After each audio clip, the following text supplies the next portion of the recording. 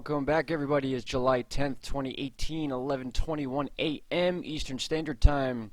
You were looking at current temperatures of the U.S., as we always do, but we're going to talk about something else right now, and that is soon to be, we're talking probably in the next couple hours, Hurricane Chris, right off the coast of North Carolina, South Carolina, Virginia, Chesapeake Bay. This will not be, at least as of right now, a threat to the U.S. It will be a threat, though, to areas like Nova Scotia, Newfoundland.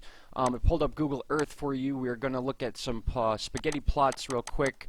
But Chris is expected to actually come up this way, miss the coast completely, and come up towards Nova Scotia, possibly grazing the east coast, and then more in its path looks to be St. Pierre in Newfoundland. So that is where the spaghetti plots are pointing this morning. We can see Chris has a nice healthy shape.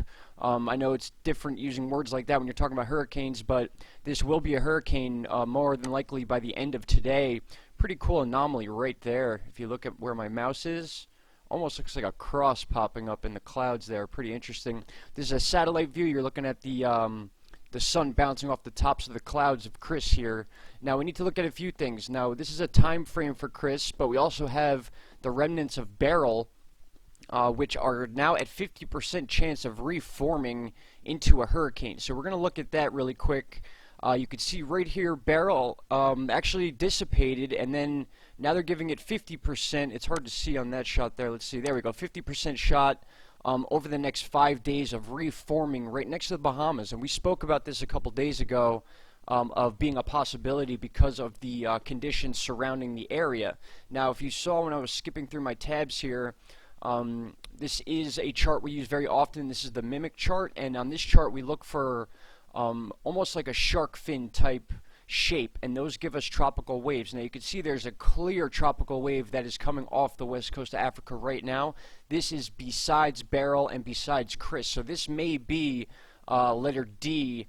We need to keep an eye on this area here by the Cape Verde Islands, again the west coast of Africa. It's the reason I have this chart pulled up. This is actually an air density chart, and if you could see here, you could see the remnants of BERYL coming through the Leeward Islands under Puerto Rico and right over the Dominican Republic, and it looks as if you look at the chart here, the more air mass you see, the more pink the color is, the less dry air is the yellow to reds, and you can almost see that BERYL is being pushed by a very dense air mass, like dusty as in sand coming from the Sahara Desert, west coast of Africa. And then we can see a gap here, and that gap is exactly what I'm showing you on the mimic chart. That is this part right here, this tropical wave that we're going to be watching could be letter D. But again, back to what we were speaking about, you can see the warnings and watches are way off the coast now of the U.S. So Chris, as of right now, will not be a threat. BERYL is another story, though. BERYL could reform easily and become a threat to the U.S. And the reason I say that, if we go to a site called spaghettimodels.com, you could check out a lot of different charts and spaghetti plots here, and you could see they gave a new chart or spaghetti plot to BERYL. There it is. Okay, so, sorry about the echo there. Here are the new spaghetti plots for BERYL. This is the Dominican Republic here. Here is Cuba. Here are the Bahamas. So they are closely watching this disturbance. It still is a disturbance. It is not completely dissipated. You can see right here it's even named the remnants of BERYL model track guidance. So they are still closely watching this storm, and what they're thinking is going to happen is once it gets past Dominican Republic, which it is dumping a lot of rain on right now, wind gusts are fairly high, obviously not tropical storm strength as of right now, but once this thing gets back into the warm waters near the Bahamas, they're actually giving this thing a 50% shot of reforming. So it will continue to be called BERYL. It will not get a second name as far as I know, but that is quite interesting because a lot of people were saying that BERYL was totally finished and done. We've been talking on this channel that BERYL was not finished and done, and the reason for that is because this high pressure, you could see the U, this is like a dip almost. It's a high pressure coming down from Canada, and it's moving down the U.S., which is what's going to eventually push Chris out in this direction. Now, if I back up and then move forward, you could see what I'm talking about. Almost a invest in front of Chris, as you can see right here, but not enough to trigger the charts. But here is Chris, just parallel to Georgia, South Carolina, North Carolina, and then Virginia. And then as we move forward, you could see that last night we had over North Dakota, South Dakota, some pretty strong storms that moved in across Minnesota and are currently just about to dip under the Great Lakes. And you could see this band of clouds here. It's almost like a U. That is a high pressure that's moving down from Canada. That's going to continue to move down, and this area right here that's over the northeast is going to move down, and that's going to be why Chris is pushed out into this direction. But again, it's going to be heading right for Newfoundland, specifically St. Pierre. So anyone in those areas, Nova Scotia, St. Pierre, you're going to start hearing a lot about Chris if you haven't already. And then underneath it, you can see BERYL almost appearing again near the Bahamas. Now, the chance of formation again is 50%, so we need to keep an eye on this. Now, what we need to happen is we need this high pressure that is coming down from Canada that is actually pushing Chris out into the ocean to do the same to BERYL. That is a refresh there, so maybe we have an extra frame. Not much there to look at. But you can see BERYL moving up this way, so if this high pressure stays together and continues to move south, we will see Chris move out, and then hopefully BERYL will get pushed out as well. But you could see in some of these plots, the spaghetti plots for BERYL, it has it coming north and then doing almost a loop-de-loop and then going back towards Florida. So we need to really keep an eye on this one. We can't ignore Chris either because of the fact that Chris, the spaghetti plots have changed so much that we can expect that to happen again. But more than likely it will be an issue once it gets past the United States towards Nova Scotia and then Newfoundland. We're looking at the European model here. You could see this is the 9th, which was yesterday, and then as we move into the 10th, it finally catches up, and there's Chris there. This is not recognizing BERYL yet, but you can see Chris gaining a lot of strength by the time it gets to St. Pierre, I believe that is. Yes, St. Pierre in the island of Newfoundland. So you can see it comes right up and wants to skim the U.S. coast, basically skim Nova Scotia. It's pretty far off the U.S. coast, and then go up towards the island of Newfoundland. So that is our new warning area for Chris.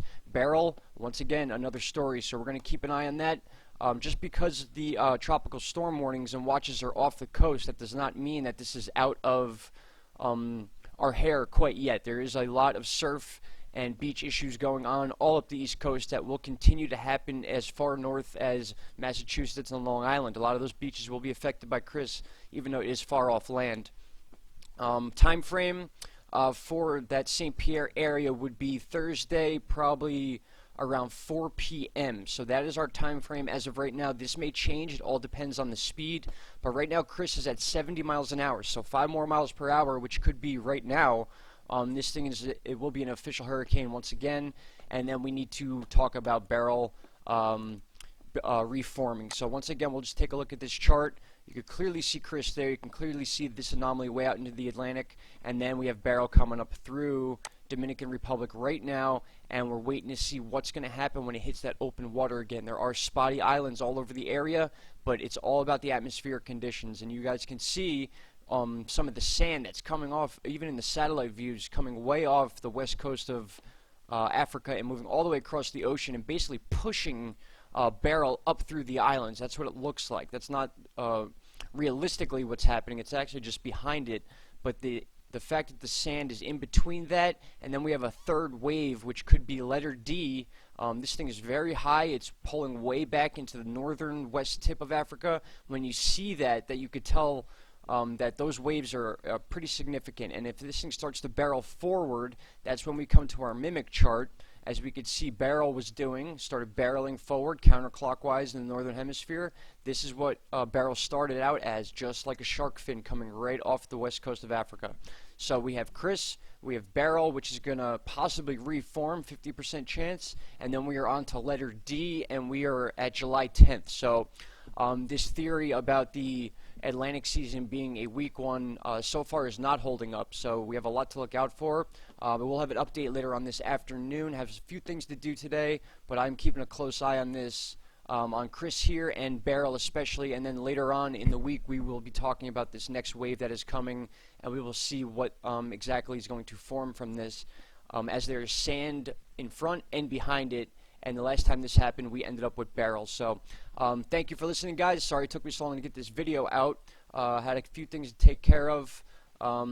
Next 5 days are going to be interesting, to say the least. So we will meet back here in a couple hours, and we'll talk then. All right, guys, have a great morning, great rest of your afternoon, and I'll talk to you later. Bye-bye.